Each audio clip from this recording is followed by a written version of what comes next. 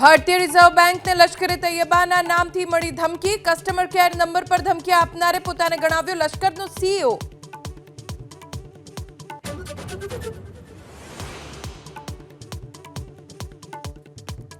રાજકોટ નાગરિક સહકારી બેંકના 15 ડિરેક્ટરની ચૂંટણીને લઈ મતદાન શરૂ.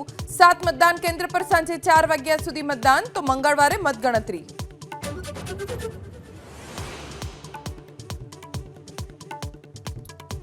₹30 લાખનું સોનું પડાવ્યાના સોની વેપારીના આરોપમાં રાજકોટ એ ડિવિઝનના 2 કોન્સ્ટેબલ સસ્પેન્ડ.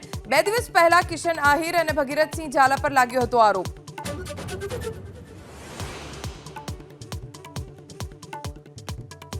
ત્રણ દિવસમાં રાજ્યમાં લઘુત્તમ તાપમાન 3 ડિગ્રી ઘટવાની આગાહી. અમદાવાદ સહિત મોટાભાગના શહેરોમાં 20 ડિગ્રીથી નીચે, તો અમરેલીમાં 16.4 ડિગ્રી લઘુત્તમ તાપમાન.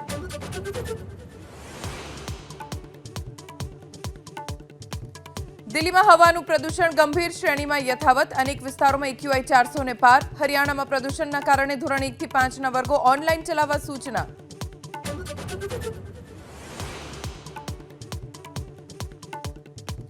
કાશ્મીરના અનેક વિસ્તારમાં ભારે બરફવર્ષાથી પહાડો પર છવાઈ સફેદ ચાદર. બાંદીપુરા, ગુરેજ અને મુગલ રોડ પર બરફવર્ષાથી વાહન વ્યવહારને અસર.